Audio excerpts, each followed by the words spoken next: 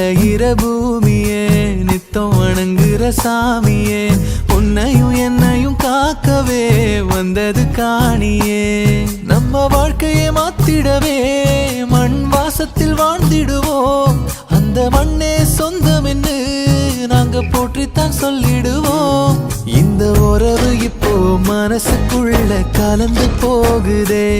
நம்ம பசிய போக்கி வாழும் இப்போ நிறைஞ்சு